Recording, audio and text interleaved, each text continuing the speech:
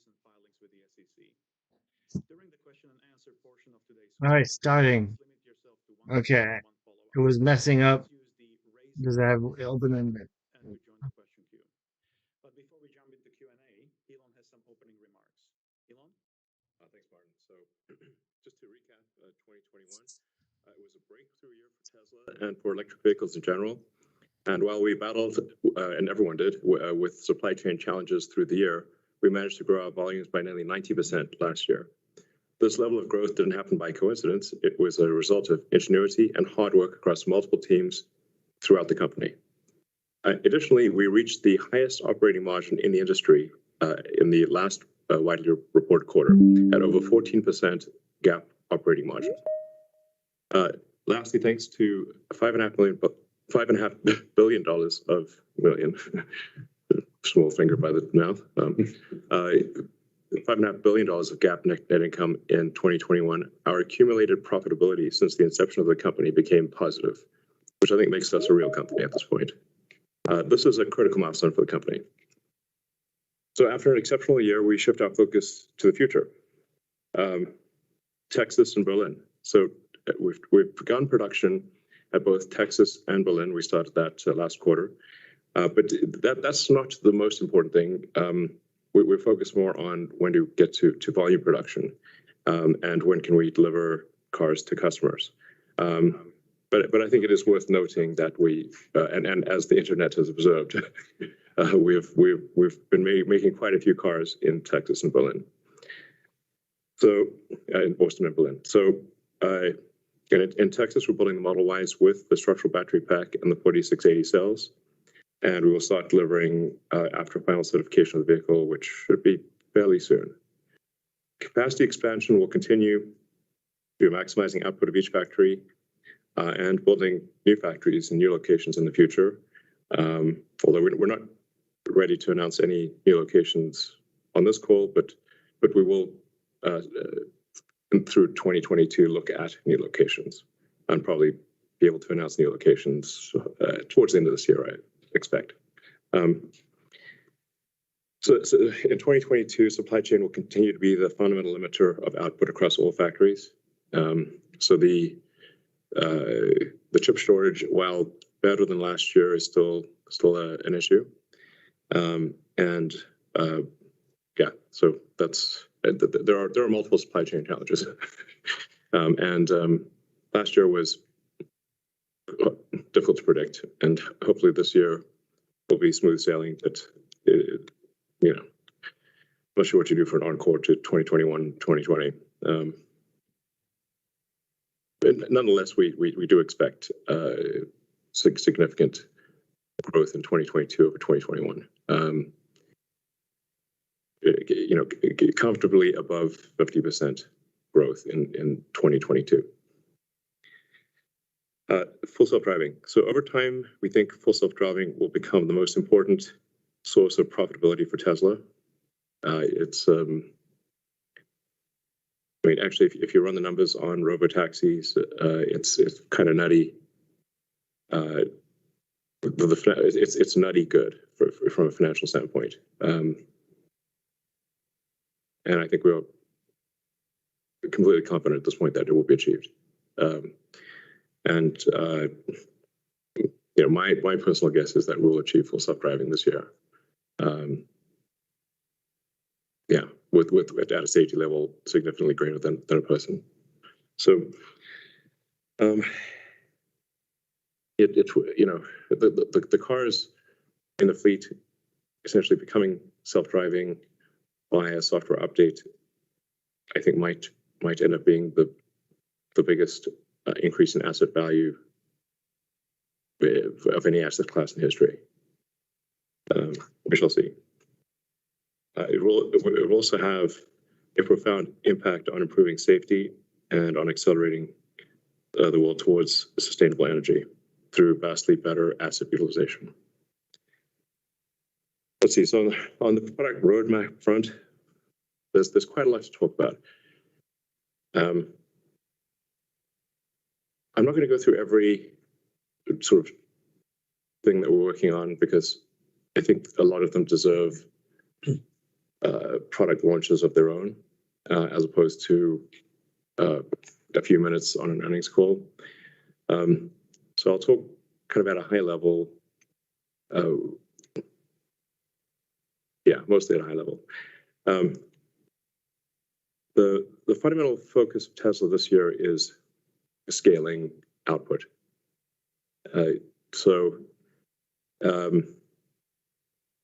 Both last year and this year, if we were to introduce new vehicles, our total vehicle output would decrease.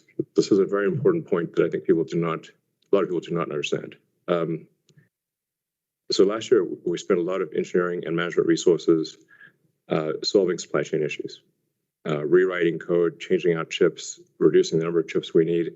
That was chip drama central. And that was not the only supply chain issue. So there was just hundreds of things. And as a result, we were able to grow almost 90% while I believe almost every other manufacturer contracted last year. So that's a good result. But if we had introduced, say, a new car last year, our total vehicle output would have been the same because of the constraints, the chips constraints particularly. So if we'd actually introduced an additional product, that would then require a bunch of attention and resources on that increased complexity of the additional product, resulting in fewer vehicles actually being delivered. And the same is true of this year. So we will not be introducing new vehicle models this year. It would not make any sense because we will still be cost constrained. We will, however, do a lot of engineering and tooling and whatnot to create those vehicles, the Cybertruck, Semi, Roadster, Optimus, and be ready to bring those to production, hopefully next year. That is most likely. But like I said, it is dependent on, are we able to produce more cars or fewer cars?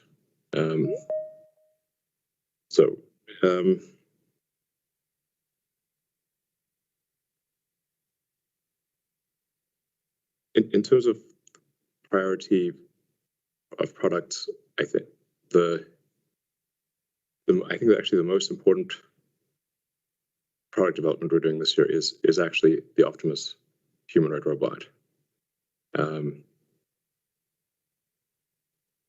This, I think, has the potential to be more significant than the vehicle business over time. If you think about the economy, it is the foundation of the economy is labor. Capital equipment is distilled labor. So what happens if you don't actually have a labor shortage? I'm not sure what an economy even means at that point. That's what Optimus is about.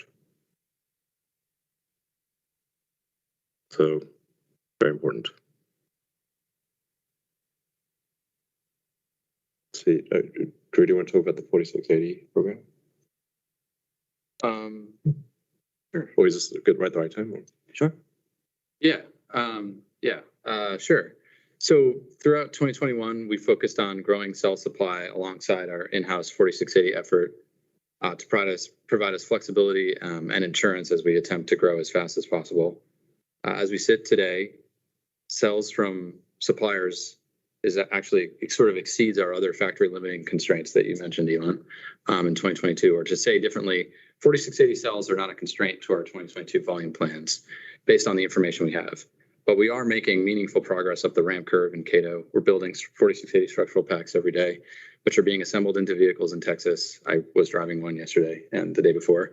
And we believe our first 4680 vehicles will be delivered this quarter. Our focus on the cell, the pack, and the vehicles here is driving yield, quality, and cost to ensure we're ready for larger volumes this year as we ramp and next year. And the 4680 and pack tool installations here at Giga Austin are progressing well, with some areas producing first parts, and the internet has also noticed that. Yeah, I was touring the factory, the cell factory here yesterday. I'm super pumped. It's like a really exciting accomplishment for us to bring everything into one awesome factory here in Texas. Absolutely. And just to repeat Drew's point, we still expect to be part or primarily chip limited this year. So that's the thing. That's actually the driver. Yeah. And that chip limitation should alleviate next year, and then probably we transition into a cell limitation, battery cell. It's total gigawatt hours of cell limitation, which is when the 4680 will become very important. Agreed. So, yeah. Thank you very much. And now Zach has some opening remarks as well. The long opening remark. Yeah, thanks, Martin. As Elon mentioned, 2021 was a financially transformative year for the company. If we look across the full year 21 and compare that to 2020, our automotive gross margin, excluding credits, rose by over 600 basis points, enabled by work on cost reduction, utilization of our Shanghai factory for exports, and accelerating demand. OPEX as a percentage of revenue reduced despite the impact of one-time items and unique items, and operating income more than tripled, with operating margin reaching our guidance of mid-teens, and these margins are trending up. We also saw regulatory credits accounting for a relatively small portion of our 2021 profitability, which we expect to continue to reduce in materiality going forward. For Q4 specifically, automotive gross margin, excluding credits, increased to 29.2%, which is our highest yet. We do continue to see some impact of higher pricing on certain models and trims, as was the case in prior quarters. But please keep in mind that due to backlogs, changes in pricing will generally impact our financials in future quarters. Supply chain challenges and port congestion resulted in a significant increase in our expedite costs in Q4. We also took reserves associated with warranty and recall costs. Operating expenses were meaningfully impacted by stock-based compensation from the final two tranches of the CEO stock grant becoming probable, and payroll taxes associated with the exercise of the 2012 CEO options. The total impact of these payroll taxes, warranty and recall costs, and excess expedites was just over $700 million in the quarter. Our free cash flows have remained strong, reaching record levels in Q4 of $2.8 billion, despite increased CapEx. In addition to using cash to grow the business as quickly as we can, we have been retiring legacy and high-interest debt. Note that we plan to continue to utilize the ABS market for product-specific financing. As we look forward, we expect 2022 to be another significant and exciting year for the company. We continue to drive for vehicle volume growth at or above 50%, as Elon mentioned. And our plans show that this is actually achievable with just our Fremont and Shanghai factories. For quite some time now, these factories have been running below capacity due to macro challenges with supply and logistics. As Elon mentioned as well, from what we're seeing, the pace of growth in 2022 will again be determined by supply chain and logistics, which is quite difficult for us to forecast. Despite these constraints, it's important to begin the ramp of Austin and Berlin to ensure that we are prepared once limitations ease, enabling us to increase total output more quickly in the future.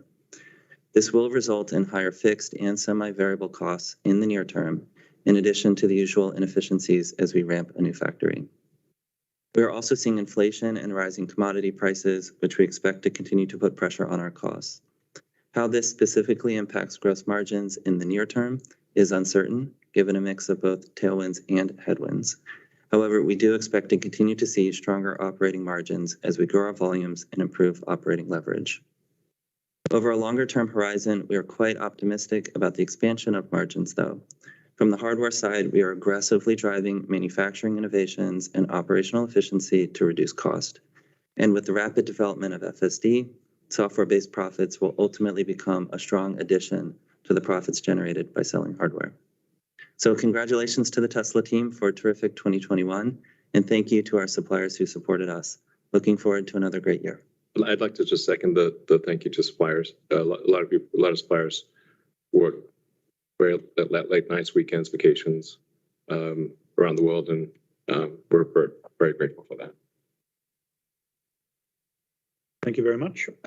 Let's go to the Q&A from the investor side. The first question was on 4680 cells, which we already answered. So let's go to the second question.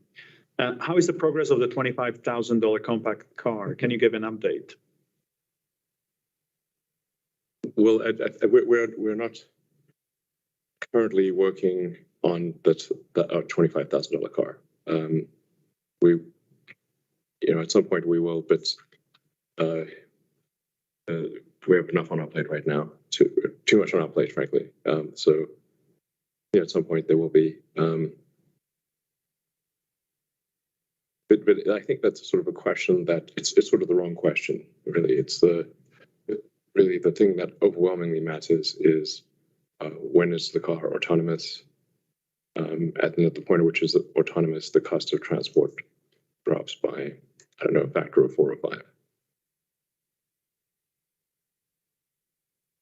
Thank you. The next question from investors is, since we're talking product roadmaps today, how do you view domestic cooling and heating in the context of accelerating the sustainable energy transition? And how might Tesla's HVAC and heat pump advances fit it? You want to talk about that, Drew? I think from a mission perspective, it's very aligned. If you imagine replacing natural gas, water, and space heaters with electric heat pumps, it offsets something equivalent to like 80% of what a solar plus Powerwall system would offset. So it's very impactful. And we have learned a lot about how to make capable and reliable heat pumps that work in all environmental conditions, and are excited about the idea of working on that problem one day. We put it that way. It's definitely aligned with our mission to accelerate the transition to sustainable energy. Yeah, I think it really becomes quite a compelling solution to the consumer, where you integrate the electric vehicles, charging, solar, energy storage, hot water, HVAC in a very tight, compact package that also looks good. It just doesn't exist. Yeah, I mean, the integration of those systems in a house. That's Lars, by the way. Sorry. The integration of those systems in a house are no different than the integration of those systems in a vehicle. Yeah. The only difference is we do it all in a vehicle. It's way harder in a vehicle. And then it's so constrained on mass and volume and energy. It's like you get to the house, you're like, wow. If you have kind of easy problem. Yeah.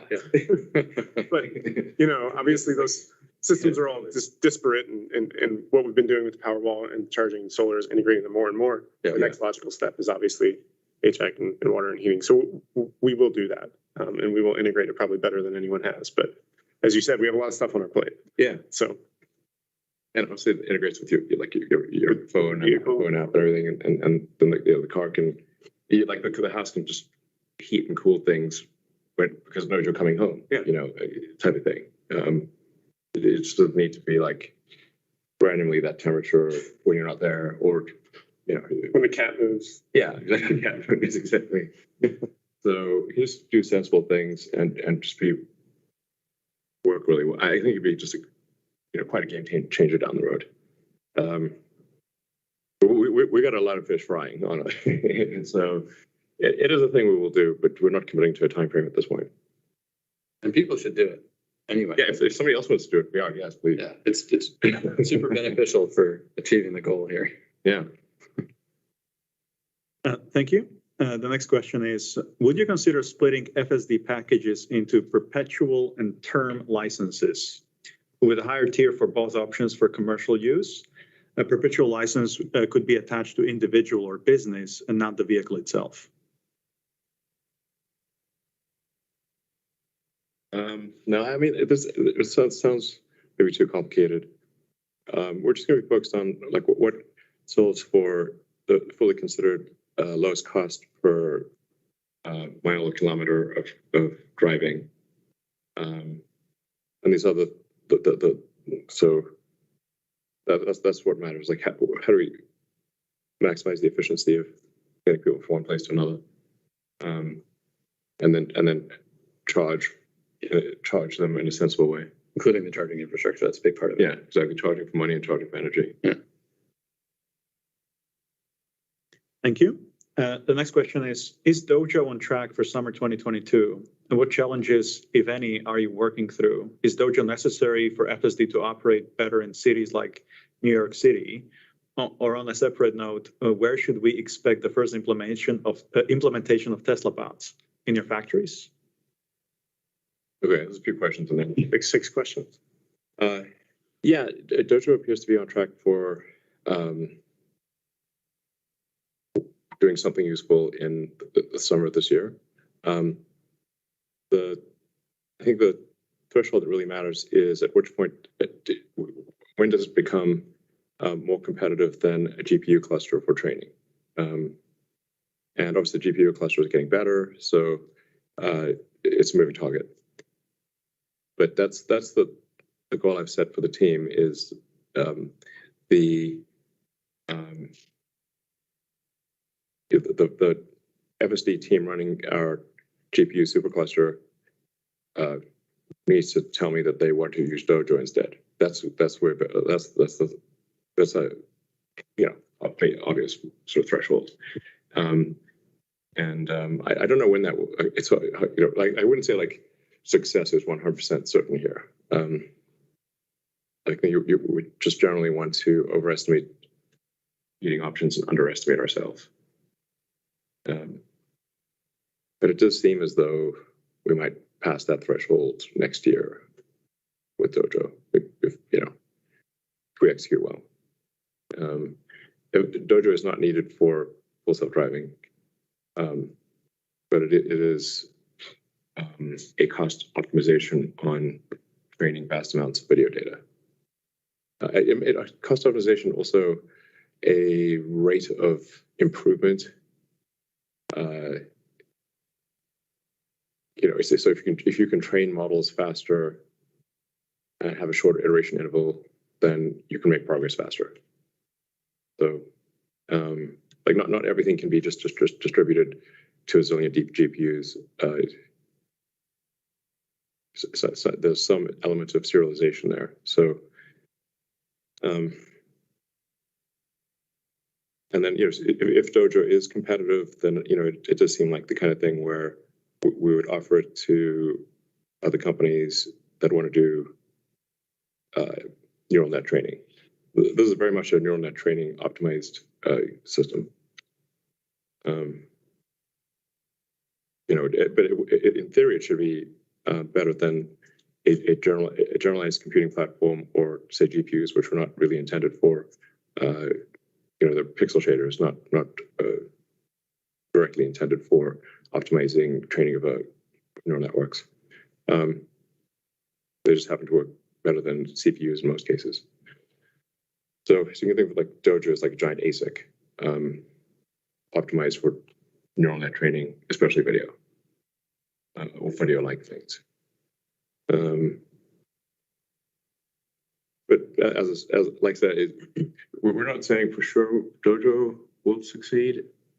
We think it will. We would encourage those who think this is an interesting problem to join Tesla. So.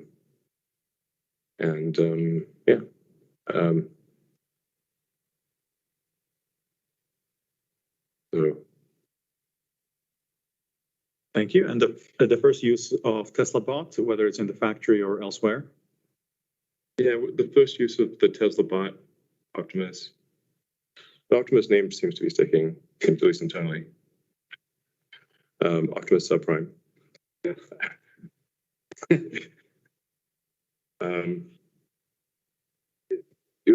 Like if we can't find a use for it, then we shouldn't expect that others would. So the first use of the Tesla Optimus robot would be at Tesla, kind of like moving parts around the factory or something like that. Okay, thank you very much. And the next question on insurance. When do you plan on having your insurance service rolled out in all the states? International rollout timing in markets that have Tesla insurance, what kind of uptake rates are you seeing? Yeah, we currently offer Tesla insurance in 5 states in the U.S. 4 of them are telematics, which is Texas, Illinois, Ohio, and Arizona. And then California, which has a more standard insurance offering based upon regulations there. It should be clear, like we're pushing very hard for California to change the rules to allow informatics, which basically means that you're as safe as your driving is measured.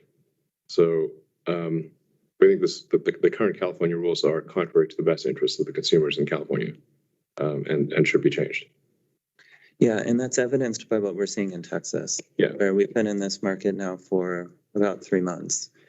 And what we see in the data is the frequency of collision by folks who are given a feedback loop on how they are driving is quite a bit lower than the frequency of collision otherwise. Yeah, and we give people direct feedback on whether driving is safe. And if they drive safer, their insurance costs less, so they drive safer. It's great. It encourages Tesla insurance with informatics and real-time feedback encourages safer driving and rewards it. I mean, monetarily, it's great. Exactly. Yeah. And so we see that so far in Texas. Take rates have been quite strong. We measure this on the conversion rate from when folks quote to see what their monthly rate would be at the starting point to what percentage of them purchase. So we're very encouraged by the interest that we're seeing in Texas. And then we've had enough history in Texas to see what does the loss ratios look like and how do the economics of the program work. And we're on the right track there as well. So we're comfortable with what we've seen in Texas to move as quickly as we can to scale this across the U.S. Specifically on the question about when we will be in all states, this is a slow process because of insurance being regulated at the state level. And so we have to go through each of those processes with each of the departments of insurance at each state. But our internal goal here by the end of the year is to be in enough locations that 80% of our customers within the U.S. Could choose to sign up for Tesla insurance if they wanted to. There's a lot of uncertainty around that based upon the regulatory processes, but that's our goal. And then as we make more progress rolling out in the states and each incremental state becomes a little bit less effort than the prior, that's when we'll turn our attention to the Europe market. We might be able to do that by the end of the year, starting to get work on Europe by the end of the year. We'll have to see how we progress in the US. Thank you. Next question is, what is your expected max capacity from each of your current factories, Fremont, Shanghai, Berlin, and Austin, and timing for new factory announcements? I don't think we want to comment on that. That's it's always possible to increase the output of any given factory. So you say, well, what's the max capacity? Well, it's difficult to say what that max capacity is because you put a lot of effort into it, you increase capacity quite a lot. I think looking at the big picture, you don't necessarily always want to increase capacity at one factory because your logistics costs of transporting cars needs to be considered, especially as the cars become more affordable. You want to have factories that are not like thousands of miles away from the customers. So even if you could increase output, it may not actually be the smart thing to do. So in the U.S., for example, with Giga Texas coming up, we would want to deliver, say, Model Ys that are going to the eastern 2/3 of the United States from this factory. The logistics costs are going to be much less. We will continue to increase output in Fremont and at Giga Nevada and in Shanghai and as I said at the beginning of the call, this 2022 is the year we will be looking at factory locations to see what makes the most sense, possibly with some announcement by the end of this year.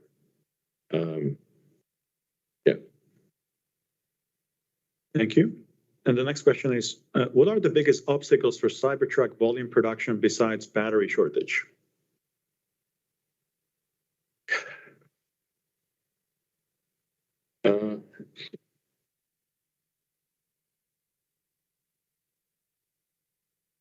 Batteries will probably not be the limiting factor in Cybertruck production. There's a lot of new technology in the Cybertruck that will take some time to work through. And then there's a question of like, what's the average cost of a Cybertruck, and to what degree is that affordable? You know, you can make something infinitely desirable, but if it's not affordable, that will constrain people's ability to buy it because they simply don't have the money. I'd worry more about like, how do we make the Cybertruck affordable, despite having all this awesome technology? That's the thing that will really set the rate. You know, aspirationally, we'd like it to, in terms of just a rough order of magnitude, we'd like Cybertruck to be at least on the order of 250,000 vehicles a year. But it'll take us a moment to get to that level.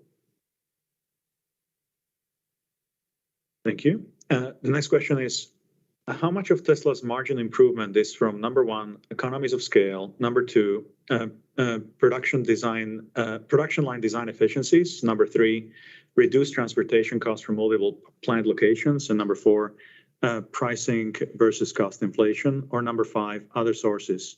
And how much further could margins improve and why?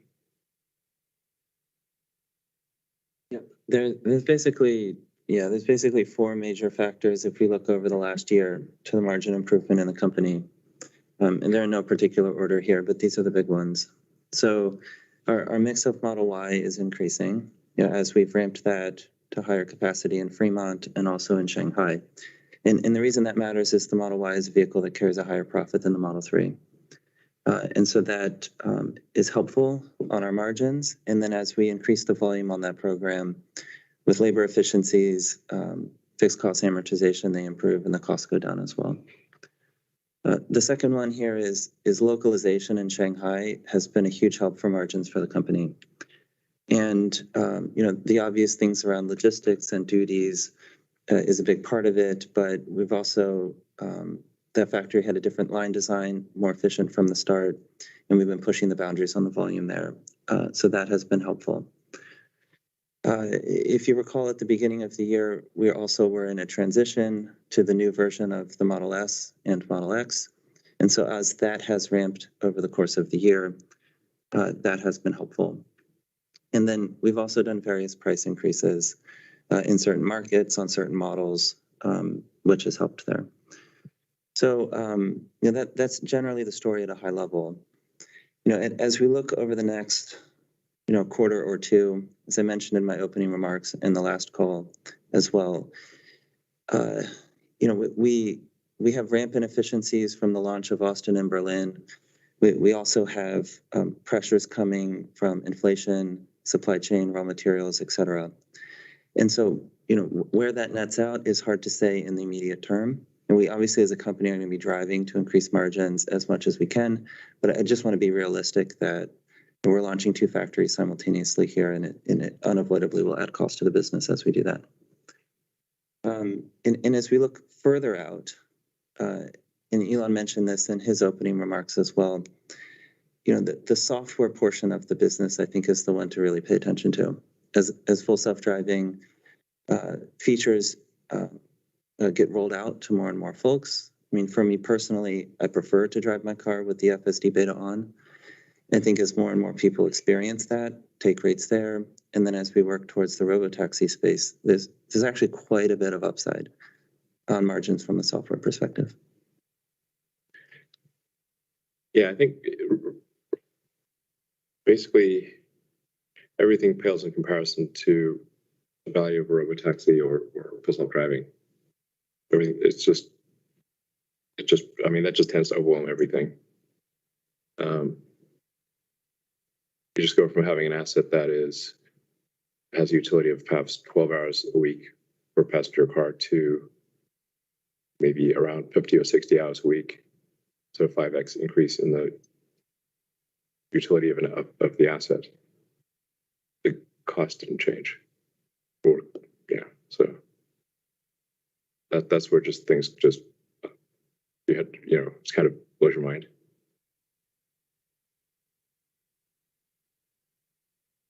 Thank you. And the last question from investors is, Elon mentioned level 4 autonomy could be achieved this year. Is it based off initial FSD beta rollout experience, or is level 4 ability predicated on Dojo being complete and online? As mentioned earlier, Dojo is not required for full self-driving. It should have a positive effect on the cost of training networks. It's not just a question like does you get full self-driving, but really it's kind of like the march of nines of reliability. Is it 99.999% reliable or 99.999999% reliable? This gets nutty. So we obviously want to get to as close to perfection as possible. Frankly, being safer than a human is a low standard, not a high standard. People are very, very lossy, often distracted, tired, texting. Anyway, it's remarkable that we don't have more accidents. So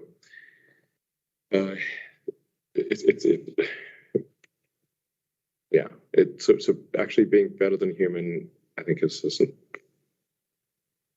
relatively straightforward, frankly. How do you be 1,000% better or 10,000% better? That's what that's much harder. But I think anyone who's been in the FSD beta program, I mean, if they were just to plot the progress of the beta in interventions per mile, it's obviously trending to, a very small number of interventions per mile, and the pace of improvement is fast. And there are several profound improvements to the FSD stack that are coming, the next few months. So,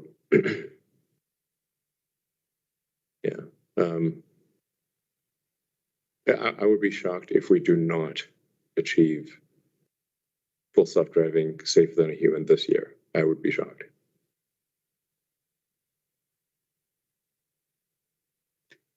Thank you. Let's go to analyst questions now. And the first question comes from Jed from Canaccord. Jed, feel free to unmute yourself and ask a question. Hi, thanks. And congratulations on a great year.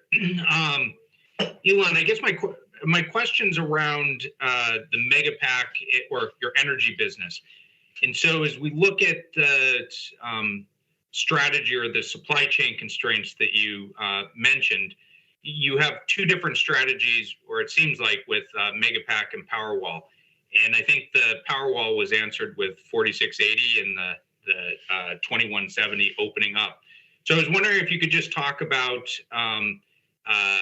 the supply chain and LFP for the Megapack and what we should expect for that.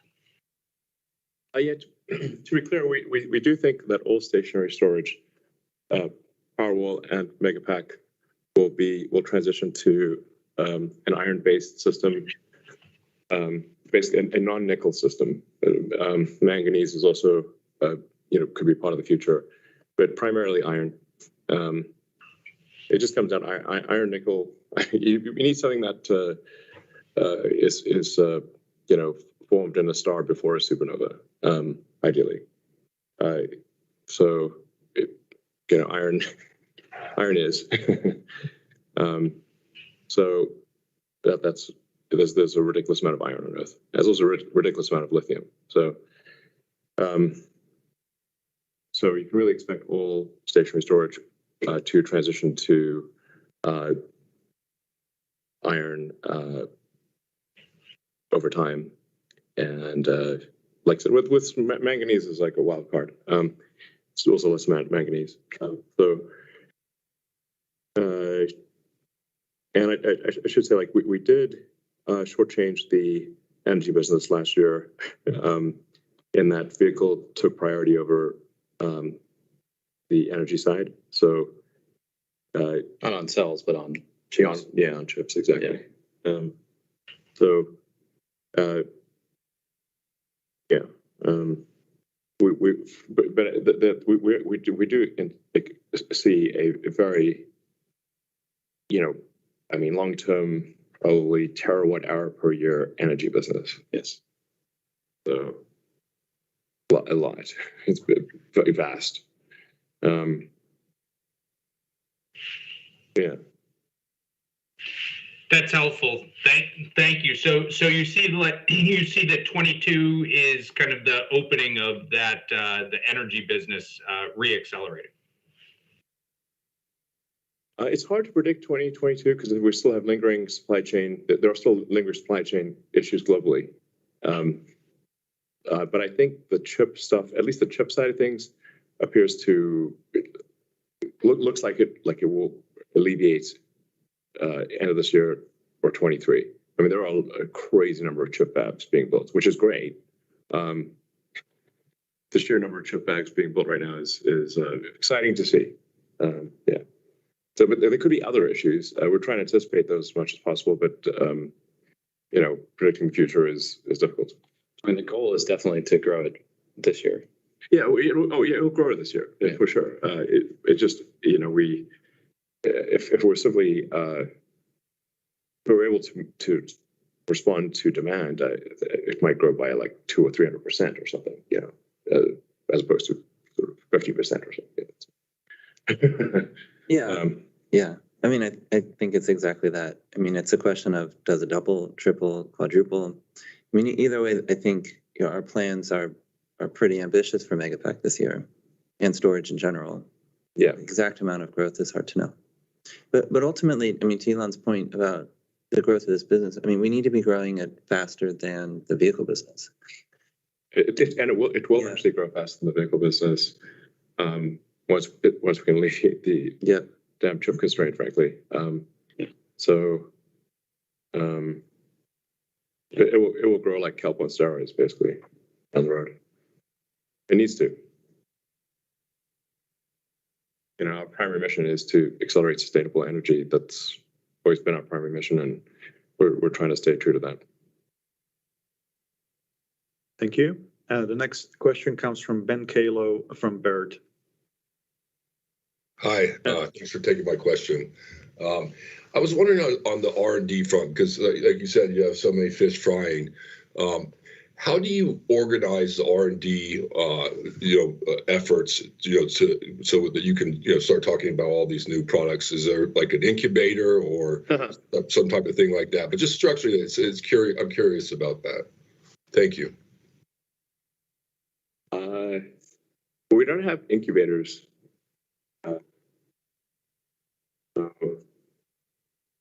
Or research centers. We don't have research centers. No. We're in it. Yeah. We work on things that go into our products. Yeah, we're like, this is a useful product that the world really needs, and we're just like, let's make this thing, design it up and iterate fast and then figure out how to make this at scale at a reasonable price. That last part is the super hard part. Many times I've said prototypes are easy, production is hard. We could whip out a zillion prototypes, but what's the point of that? You actually have to reach scale production and have cash in exceed cash out. That's the super hard part. So everybody needs to be in the factory often enough to be able to understand that last part of the equation. Yeah, and if you're in a research center, I mean, doing them separately is like innovation for actually making products. So we don't think of it as R&D and then like the product development. It's just one fucking go. Sorry. One go to just make great products. There's just in general, societally, there's way too much value placed on the idea. It's like, like the idea, everyone can have the idea of going to the moon. That's not the hard part. Okay, going to the moon is the hard part by far. And the thing is that is true for really most products. So there's just way too much value placed in the idea of versus execution. We have ideas. We have a bazillion ideas. More ideas than we know what to do with. We have to sort through them and say which one are we actually going to go through the blood, sweat, and tears of bringing to volume production. That's the super, and then actually do that. Right? That's tough. So, And the closer you are to applying blood, sweat, and tears to actual production, the faster you'll be able to bring new things into actual production. yeah, exactly. You want a tight feedback loop with production. Yeah. That's like the office we're sitting in right now literally looks over the Giga Texas production line. Like the offices are integrated into the factory. Thank you. Thank you very much. The next question comes from Tony Sakanagi from Bernstein. Yes, thank you for taking my question. I have two, please. First, you spoke a lot about FSD and how the economics could be very attractive going forward. I'm wondering if you could just share what your current attach rate might be for FSD on your vehicles, or how to think about the progress of your attach rate or revenue in FSD, let's say in 21 versus 20, and how much deferred revenue for FSD was drawn down during the year. And I have a follow-up, please. Thank you. You know, I think the FSD stuff, you really don't want to be looking in the rearview mirror. It will not be a good indicator for the future. You need to look out the front windscreen.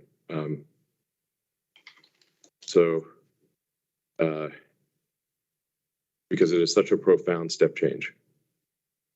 I mean, effectively, long term, every car will have FSD.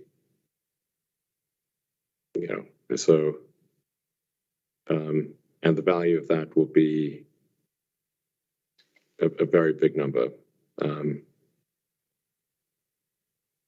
You know, it's like, you just look at this as asset utilization, and you have a passenger car, which normally is driven maybe 1.5 hours a day on average, maybe 10 hours, 12 hours a week. A lot of cars in parking lots. You know, so we're spending money not just driving the cars, but storing them all over the place. We can get rid of a lot of parking lots if you have a car that is operating all the time. But there will be a challenge with traffic. So, you know, got like this little tiny baby company, the Boring Company, which I initially started as a joke, and now, but now it's, I think it actually could be quite essential to alleviating the insane traffic that will happen when cars are autonomous, because you reduce the pain of travel and you reduce the cost of travel so dramatically that there will be a crazy number of cars on the road. I mean, it's going to be, I think it's way cheaper to go point to point with a robotaxi, which is an autonomous Tesla, which every car we've made in the past 3 or 4 years will be capable of that, than a bus or a subway. It'll cost less than the subsidized value of a bus ticket. So people are not going to take the bus. You know, if it costs you, I don't know, for argument's sake, you know, $2 to travel 10 miles point to point, nobody's taking the bus, especially in cold weather or it's dark or maybe a little bit dangerous, or the hell with that, you know, door to door.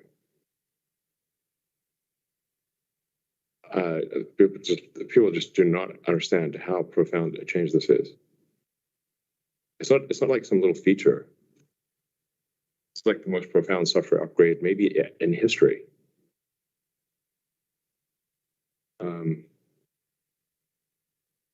Millions of cars suddenly have 4 or 5 times the utility than they used to have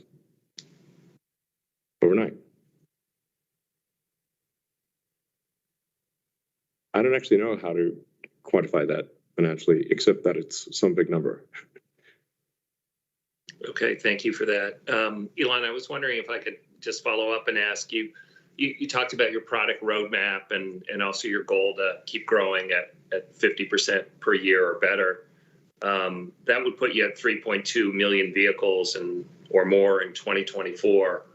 And I think you made reference to Cybertruck, maybe being 250,000 vehicles. If there is no $25,000 vehicle being worked on, is it really realistic to think that you can sell more than 3 million vehicles with 2 very high volume cars and Cybertruck in 2024? Or how do we think about that, or what else is missing in that equation? Yeah, I mean, it is apparent from the questions that the gravity of full self-driving is not fully appreciated. If an asset has 5 times more utilization than it's like dividing the cost of that asset by 5. So if you have a $50,000 car, it's like having a $10,000 car all of a sudden. But maybe better than that, because still you don't need anyone to drive. So the person can be engaged in productivity or amusement instead of having to, onerously drive through traffic. So it's probably better than 5 times. I don't know. Yeah. I mean, basically, if the cost of our cars did not change at all, we would still sell as many as we could possibly make.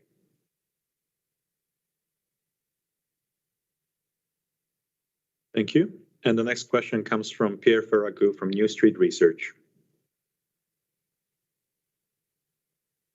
Hey, thank you for taking my question. Can you hear me well? Yeah. I wanted to come back on batteries. So it's great to hear on one hand that you guys expect to sell like the first cars with 4680 this quarter, and at the same time that you don't really depend on that ramp to achieve your what you hope to achieve in terms of significant volume growth this year.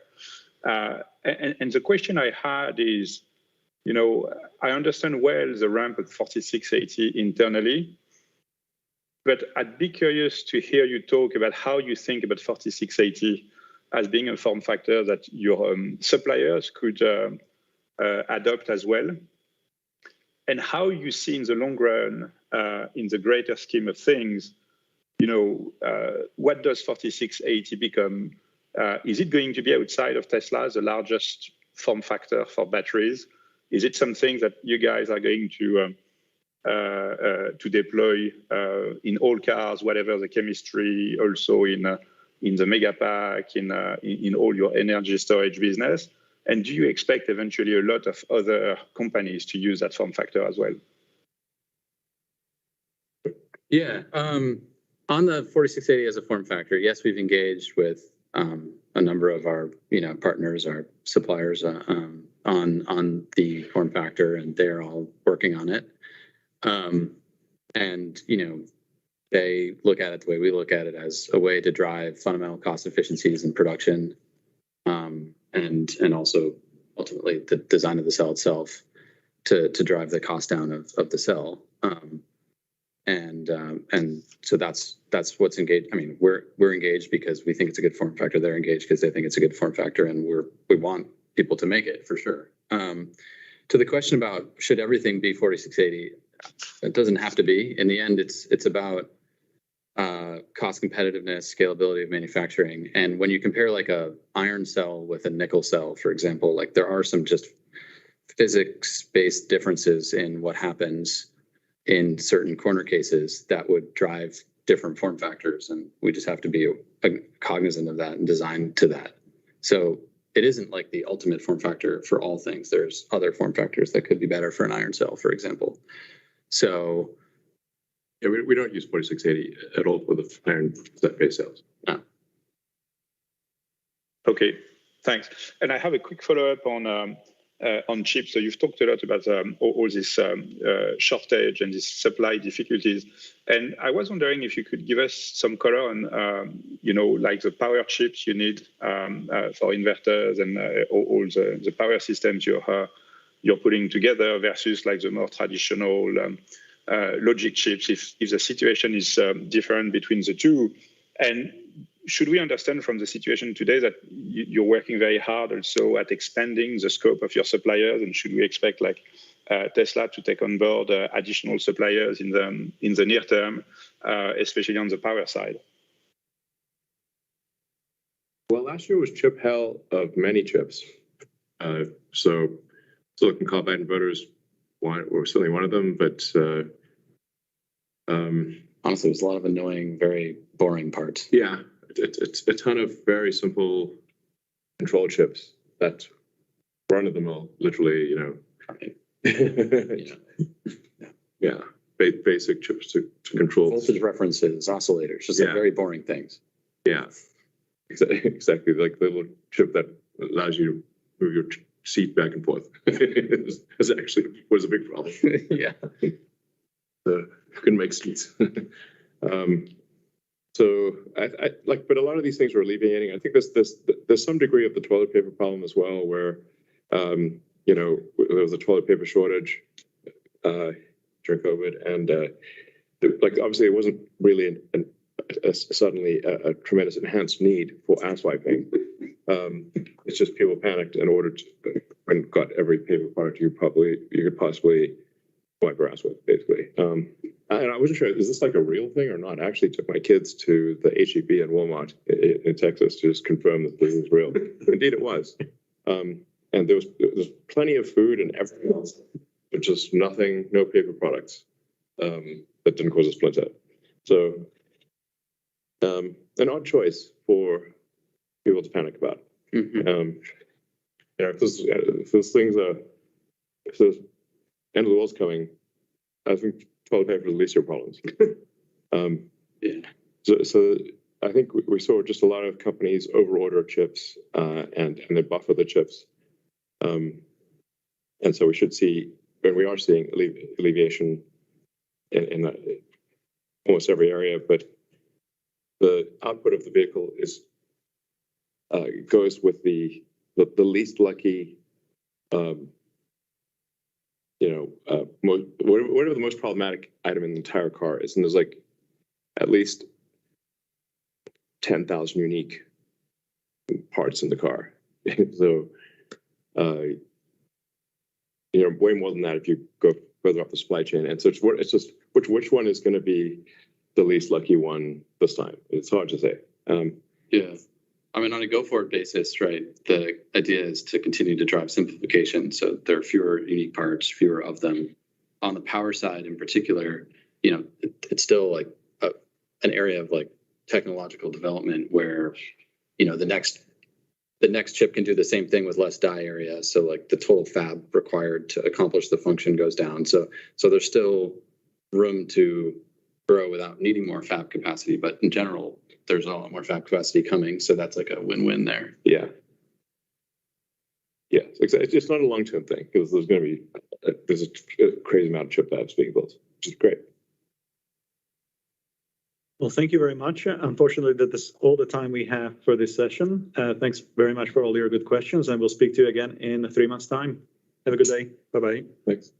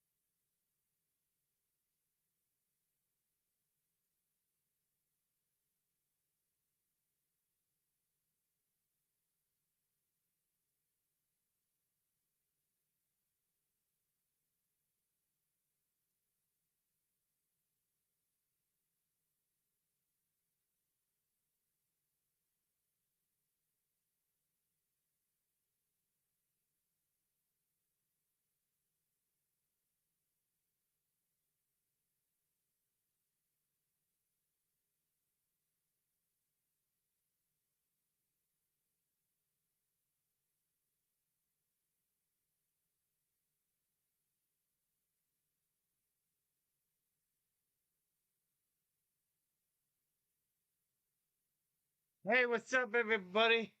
I'm back. I guess I missed the stockholder meeting I was doing with family. My brother's leaving and stuff, so I don't know. There's a lot going on. I always try and take care of things, and everybody, but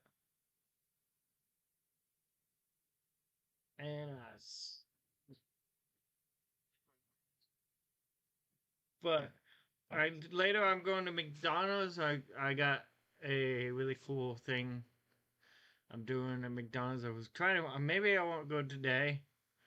Maybe I'll go another day. I was going to go to McDonald's and order a Happy Meal. If Elon Musk says something about a Happy Meal, you might, if they accept those. I did see the beginning of the meeting. Well, they talked about so opening up the factories soon, or the factories are already making Teslas. And they're going to be making in production really soon. So that's really exciting. I knew that was going to happen. If you guys have bought Tesla stocks, I wish I had money to buy Tesla stocks. Don't have a lot of money, but I'm selling the HHR. Check. Okay, first, I got to take a picture real quick. What a group. Hang on. All right.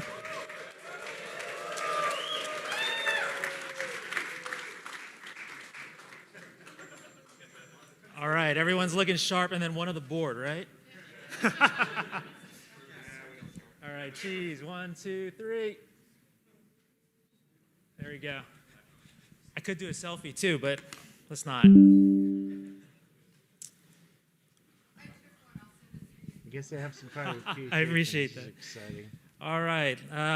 As a reminder, if you haven't voted by proxy or would like to change your vote, you may do so by picking up a ballot at the table. The table's back there, in the corner over there. Once you've completed the ballot, please hand it to Lisa Brenton. Lisa, can you please raise your hand? There's Lisa. She's over by the table over there. Of Computershare, she's our inspector of elections. What I'd like to do is first welcome Robin Denholm, our chair. She's going to give us some opening remarks.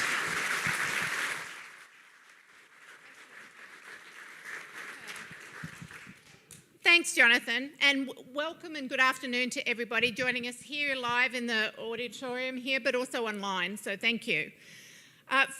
Following the formal part of the presentation, or some might say the more normal or boring part of the presentation, Elon will join us to actually go through a presentation as well, which I'm sure all of you are looking forward to. In addition, I'd like to thank and note several people that are in the audience. Our board is in the audience, or many members of the board are here. And I'd also like to mention the number of executives from Tesla are also here in the room as well. I'm sorry. I promised myself I would not do that today. And finally, Kevin Healy from PricewaterhouseCoopers is here. Tesla's independent auditor is in the room today. So after the voting, as I said, Elon will give a presentation about Tesla and answer questions. So the Q&A is always a highlight of the stockholders meeting. But I would like to start today's meeting by thanking you, our investors, our shareholders, for the tremendous support that you've given Tesla, not just over the last 12 months, but also over the last many years. Without you, the progress that we're making as a company towards the mission of moving the world towards sustainable energy would not have happened. When you're changing the world and many industries in the process, you need to have a certain amount of intestinal fortitude as an investor. And when I speak to many of you, our shareholders, you have that in spades. So thank you.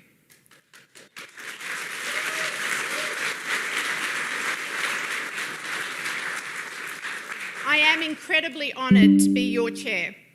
And when I sit back and look at what the company has achieved, in particular over the last year, with GAAP profitability for the second half of 2018, and over 245,000 vehicles delivered, 245,000.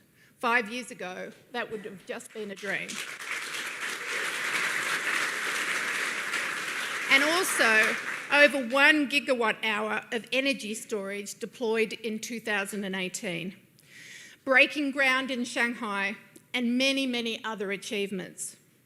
I also take stock at this time of year to think about what we've achieved together over the last 5 years and over the last 15 years, that many of you have been part of that journey as well. It's truly astonishing what the company has achieved. It's also easy to lose sight of that on a day-to-day basis. There are many highlights to come, and the opportunity ahead of us as a company over the next 5, 10 and 15 years is immense.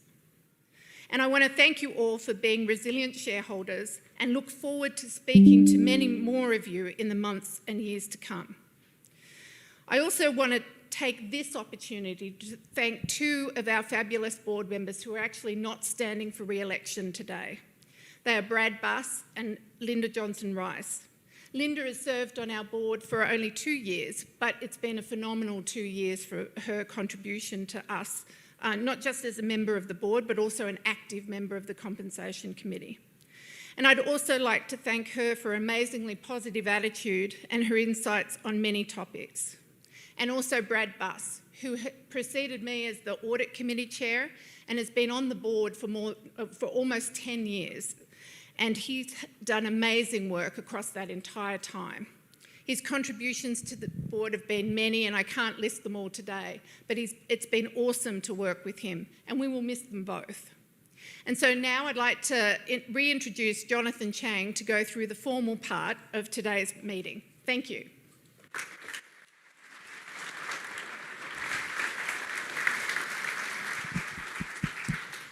Yeah, thanks, Robin. Robin, our new chair, has been doing some great, amazing work with our board and our company. So really appreciate all the work, Robin.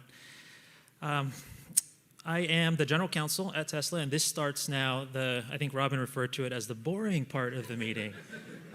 Often in my meetings, she refers to me as the boring part of the meeting, but so this is it. So I'm well suited for it. Okay, let's get started by calling the Tesla's annual meeting of stockholders to order. Please refer to the agenda and the rules of the meeting that were provided for you today. The time is now 2:39 p.m., and I declare that the polls are now open.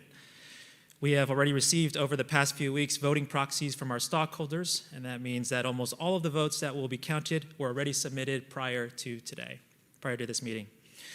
However, as I mentioned previously, if you wish to submit a ballot to vote your shares or change your prior vote, please pick one up at the table, back in the corner by the last door over there, and hand it to Lisa Brenton, who's standing there over by the table, from Computershare, or any of the Tesla personnel collecting ballots. There's going to be some folks walking around. If you just raise your hand, you can wave them down with the ballots. I'll give a few seconds while people go around and collect ballots here.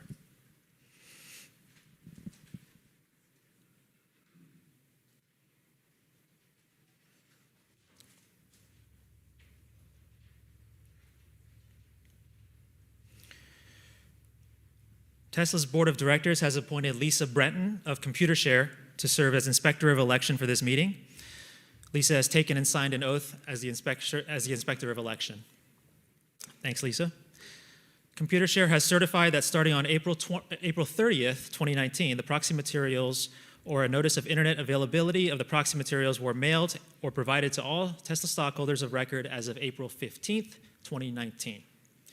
We have a majority of the outstanding shares represented at the meeting, so I declare that there is a quorum present and that we may proceed with the meeting. The items on the agenda are as follows. The first proposal, the election of 2 Class 3 directors, Ira Ehrenpreis and Kathleen Wilson-Thompson, to serve for a term of 3 years, or if Proposal 5 of our agenda is approved, 2 years. Proposal 2, to approve Tesla's 2019 Equity Incentive Plan. Proposal 3, to approve Tesla's 2019 Employee Stock Purchase Plan. Proposal 4, to approve and adopt amendments to Tesla's certificate of incorporation and bylaws to eliminate applicable supermajority voting requirements. Proposal 5, to approve and adopt an amendment to Tesla's certificate of incorporation to reduce the term length for directors. Proposal 6, to ratify the appointment of PricewaterhouseCoopers LLP as Tesla's independent registered public accounting firm for the 2019 fiscal year. Tesla's board has recommended that our stockholders vote for each of those director nominees and for each of those proposals that I just listed above. We have also received 2 stockholder proposals as described in our proxy statement. The first stockholder proposal is an advisory vote to recommend that Tesla establish a public policy committee. Our board has recommended that our stockholders vote against this stockholder proposal. This stockholder proposal is proposed by Mr. Jing Zhao, who is present today. He's here present with his proposal.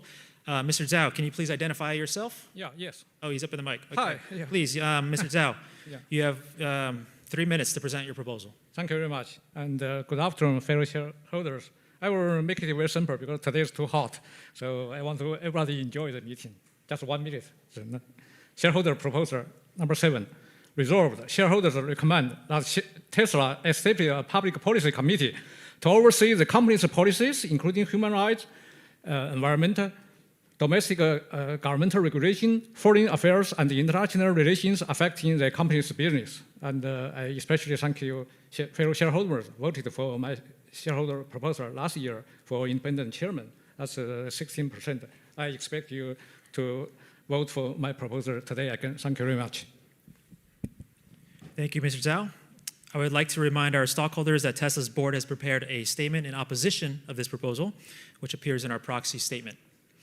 Finally, we have also received a stockholder proposal for an advisory vote regarding simple majority voting provisions as described in our proxy statement. Our board has recommended that our stockholders vote against this proposal. This stockholder proposal is proposed by Mr. James McRitchie, who is represented here again by Mr. Jing Zhao to present this proposal. Mr. Zhao, you have 3 minutes. Thank you very much. Just 1 minute. Okay. The same thing before. Proposal number 8, simple majority vote. Resolved, Tesla shareholders request that our board take each step necessary so that each voting requirement in our charter and bylaws that calls for greater than simple majority vote be eliminated and replaced by a requirement for majority of the votes cast for and against the applicable proposals or a simple majority in compliance with applicable laws. Thank you very much. I make it very simple. Enjoy. Yeah, I wonder how you get to. Great, thank you, Mr. Zhao. I would like to remind our stockholders that Tesla's board has prepared a statement in opposition of this proposal, which appears in our proxy statement.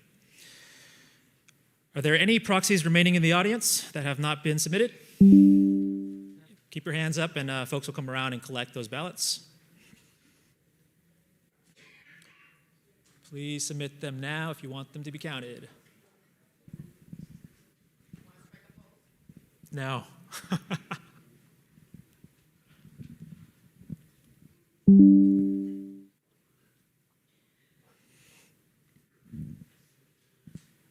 Okay, looks like we have an all clear here. I declare that the polls are now closed.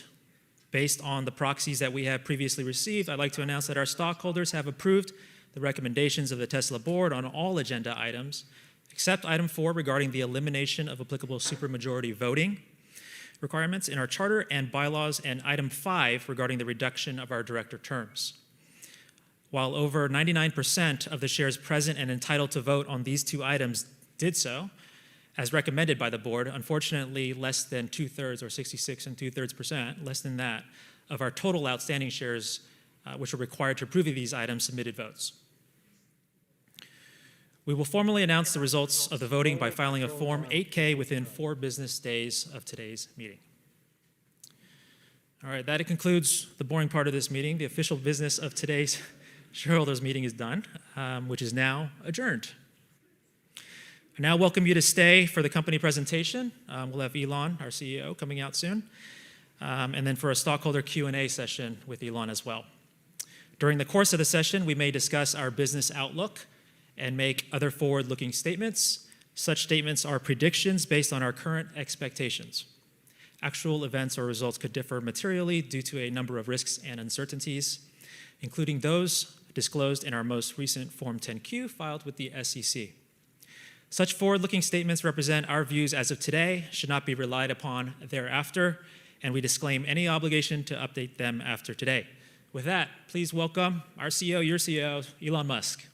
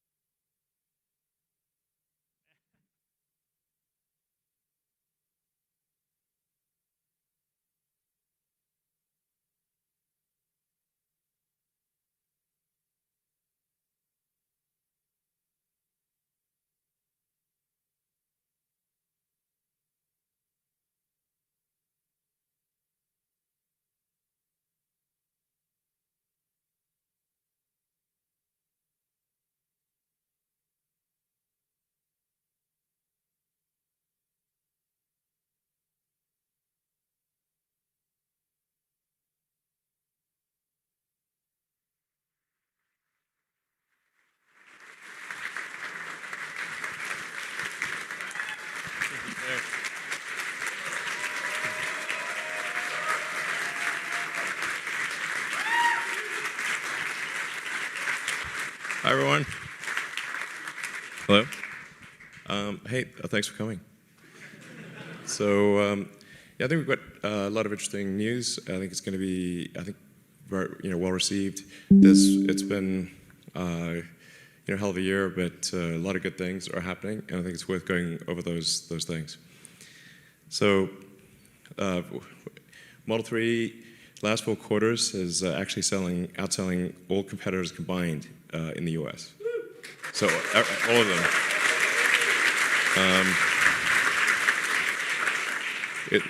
It's the highest revenue car in the US and best in class performance. And it's actually the best selling car by revenue including high volume cars like the Toyota Camry and Honda Accord. So the dollar sales.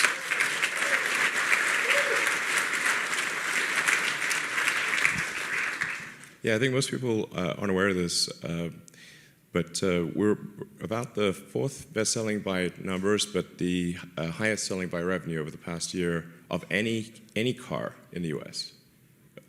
So that's remarkable that an electric vehicle is the best-selling, highest revenue car in the country.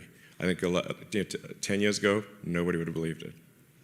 And thanks to the hard work of the Tesla team, this is the result. It's great.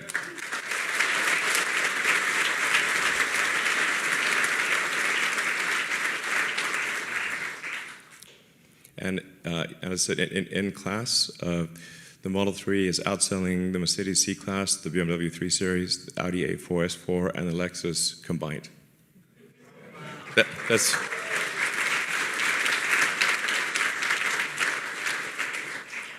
in units. The difference is higher in dollars. So we also have the most energy efficient cars in the world. So this is the EPA miles per kilowatt hour, and you can see the Model 3 is at around 4, and then it ranges off to the right. I don't want to pick on the e-tron, but it's there's room for improvement. So, all right. If you speak French, that's quite funny. So the new Model S is a 370-mile range, and you can go. We actually did this with the Motor Trend. They drove nonstop from the Bay Area to LA. So it was, admittedly, that was downhill, sort of. Not really. It feels downhill, but it's not. But on a single charge to go from the Bay Area to LA is pretty wild for any car, and especially a full-size sedan. And then the new Model X range is 325 miles, despite it being a large SUV. It's worth noting that no electric car has exceeded the range of the first Model S that we came out with in 2012. So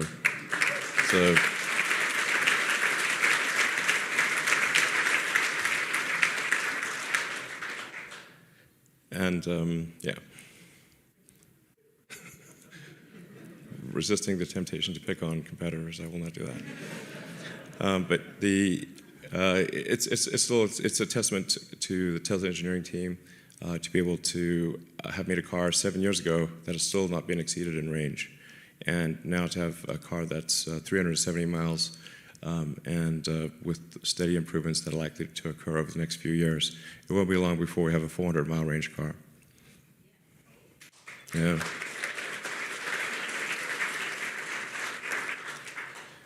So we get this question a lot, and it's, I want to be clear, there is not a demand problem. Okay. It's absolutely not.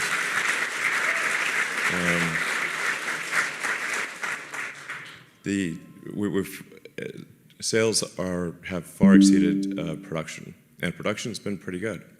So we're actually doing well, and we have a decent shot at a record quarter on every level.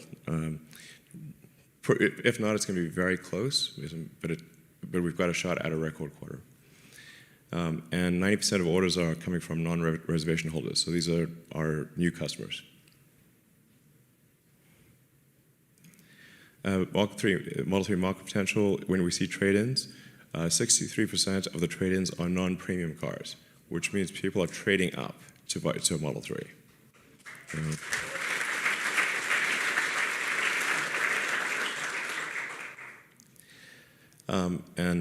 Yeah, 12% are mid-sized sedans, 25% other premium vehicles. But it's just interesting that the supermajority, essentially, of the cars that are being traded in are non-premium. So it's just this is a lot of potential.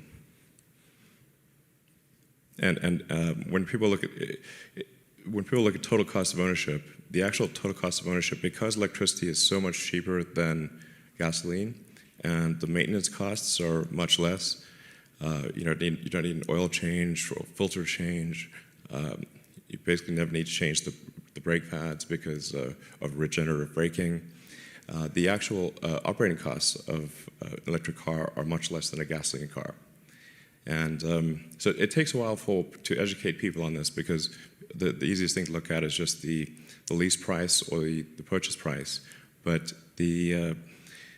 when factoring in fuel and maintenance, it's actually buying Model 3 is like buying a Camry or an Accord. So better, yes, better from a cost standpoint. Yeah, it's a great car. It's a car that is designed for you to have the most fun, yeah, we keep putting gems on it, like the fart app. Of course, that's one of my favorites. It's like perhaps my finest work.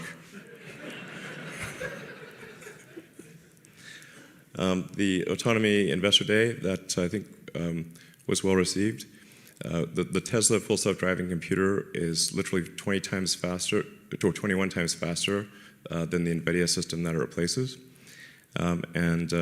We expect to be feature complete with autonomy by the end of this year. So, you'll still need to supervise the autonomy, but it should be able to go from your garage to your parking space at work without intervention. So then we'll obviously put on billions of miles of testing, and then I think probably sometime next year you'll be able to have the car be autonomous without supervision, and then sometime thereafter we'll be able to convince regulators that the autonomy is safe enough that the car could actually go around with no one in it. So and it's really the critical elements for that are having billions of miles of testing, ultimately tens of billions of miles. So having a huge fleet, having a very powerful AI inference engine, and that's the Tesla full self-driving computer, and then having the sensors in the car that are necessary for the car to drive, like being cameras in all directions, radar, ultrasonics, a good IMU, GPS, that kind of thing. So I think we've laid the groundwork here for a fleet that essentially every car made since October 16 is capable of full autonomy, in our view, with a replacement of the computer alone. So you just need to switch out the computer. Like a lot of people were puzzled as to how could I say that we would have like, 1 million robo-taxis by the end of next year. And it's if you sum up the vehicles made since October 16 and essentially switch out the computers for the ones that were made after the full self-driving computer a few months ago, we will have 1 million cars that are capable of self-driving. We'll still need regulatory approval, but the capability will be there. And this massively increases the value of the car. So, in fact, I think it's basically financially insane to buy anything except an electric car that is upgradable to autonomy. It's just nuts. You can see one country after another is putting dates on banning gasoline and diesel cars, and the environmental pressure to move away from fossil fuels is getting stronger and stronger. So it's just basically mad to buy a fossil fuel powered car at this point, because its long-term resale value will be less and less. And then it's also important to buy a car that is upgradable at least to full self-driving, because a car that cannot do self-driving will also be worth not very much. I've made this comment before, but like essentially, if you buy a gasoline car that's not full self-driving, this is like riding a horse and using a flip phone. I'm like, hello, this is not wise. So it's really it takes us a bit of time to educate consumers about this, but I think people are starting to get it, and they're like, a car is a major investment for most people.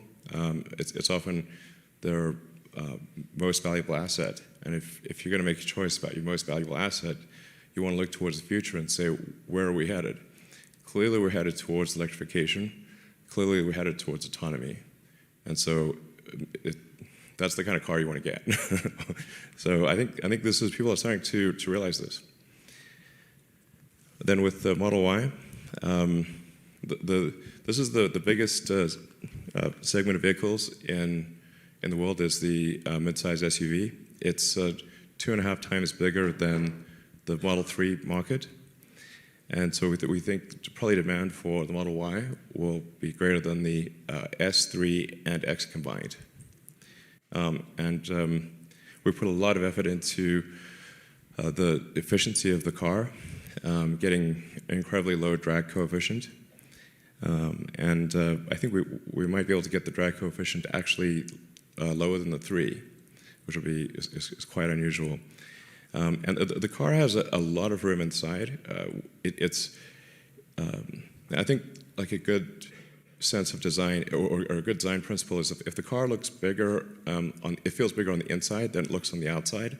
That is a good design. So this car is actually quite big on the inside. And then we expect to hit volume production towards the end of next year. Internally, we're aiming for sooner than that, but we want to have some margin on that timing. So, yeah.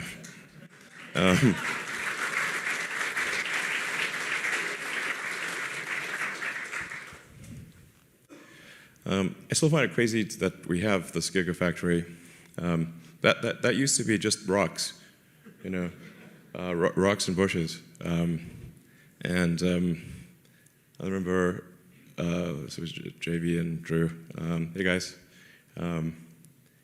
Actually, you guys want to come up and join for a sec? Yeah.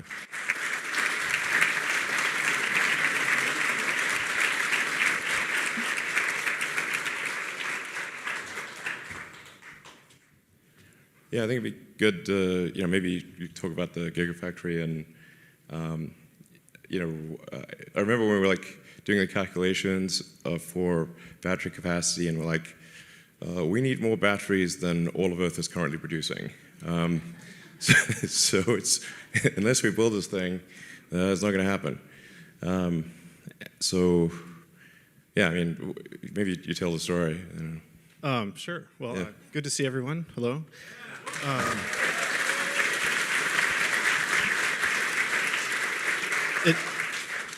It was a pretty crazy story, and Elon and I were just talking about it recently, and it's sort of amazing how some really simple kind of napkin math could lead to such a kind of outrageous, result. I mean, as you just said, we basically did the quick math and looked at, okay, we're going to build, so many 100,000 cars per year and this many kilowatt hours per car, therefore, 35 gigawatt hours of cells per year. Well, that's a huge number, and it was actually more than the entire world was producing for all applications, cell phones, computers, cars, everything, just a few years before that. So, that was what kind of shocked us and said, wow, we this isn't going to work unless we build an entire new facility to solve this ourselves. Yeah, if we're probably not going to get all the battery factories in the world, so therefore we better build this. Yeah, I mean, the crazy thing is this was basically, I think, 5 slides, and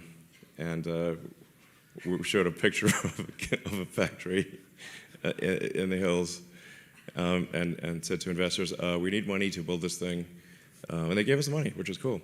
And we built it. Yeah, we built it. And it happened. There it is, right there. It's really giant, and it's getting bigger.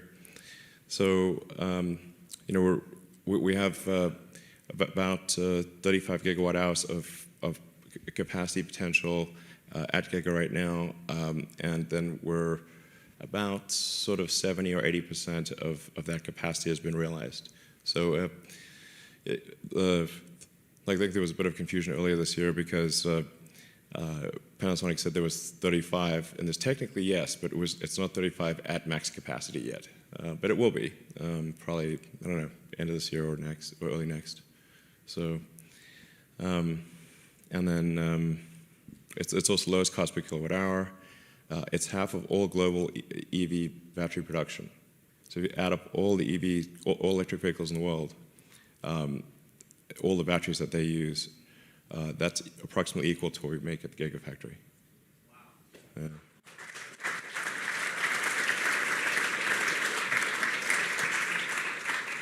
And maybe just a quick shout out to the whole team out there and the team that's made that happen. I mean, it's been such an epic project. I mean, as you said, starting with dirt, literally dirt in the desert, to now the biggest battery factory in the world, and it took thousands and thousands of people to do it. Kevin had a huge part in that, sitting there. So yeah, it's pretty amazing watching that happen, and I feel super proud to be part of that team. Yeah, it was a. Yeah.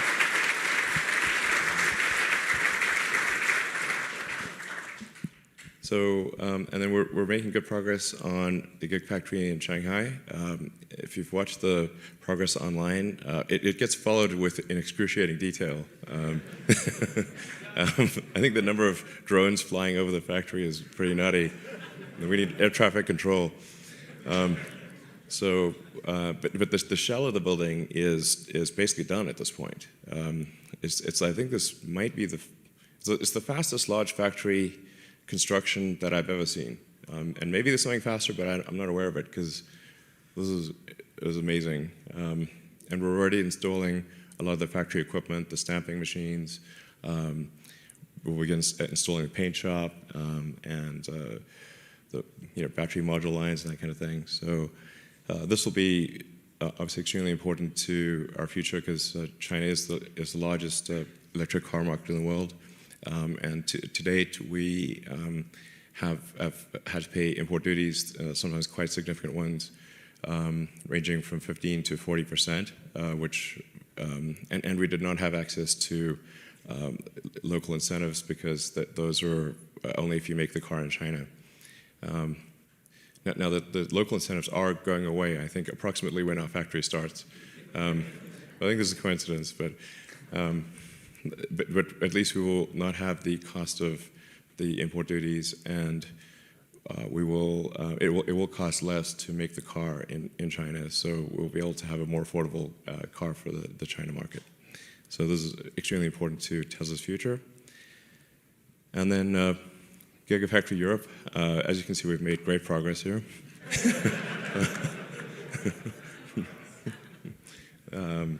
We just put this picture in like literally 5 minutes ago. This is deep planning here. This is not the actual place that it will be. This is a generic picture of Europe. People are going to try and reverse engineer exactly where that picture yeah, I'm sure people could figure it out. Beautiful scene. Yeah, lovely. Factory there. I think it may be near Hamburg or something. But we're still looking at what the right place is to put Gigafactory Europe. Hopefully we'll make that decision towards the end of this year. And it obviously makes sense to have a car factory at least on each continent. This is a wise move. We will continue to expand, I think, our activity in the US, but having to not pay tariffs and have a really long delivery chain and high transport costs will make the cars a lot more affordable to people in Europe and in China. So yeah, we're looking forward to making a decision on this hopefully towards the end of this year. And then Tesla Energy, we're looking at probably at least doubling energy storage growth for Powerwall and Powerpack compared to 2018. Internally, we have a bigger goal than that, but I think we can at least double it. So it would be at least sort of on the order of 2, maybe approaching 3 gigawatt hours. And we're installing the solar roof in 8 states. We're about to complete version 3 of the solar roof. So this is actually quite a hard technology problem to have an integrated solar panel or solar cell with a roof tile and have it look good and last for 30 years. Like roofs have to last a long time. So it is the amount of testing that one has to do and do accelerated life testing to say, how can we predict how this will perform if we just spend 6 months of testing and project that out to 30 years. So it's quite a hard problem, and then making it easy to install, getting the costs low. But I'm really excited about version 3 of Solar Roof, and I don't want to be overconfident on this, but I think that we have a shot at being equal to a comp shingle roof plus someone's utility costs, or being maybe lower than that. So that's like one of the cheapest roofs available. So you can have potentially a great roof with better economics.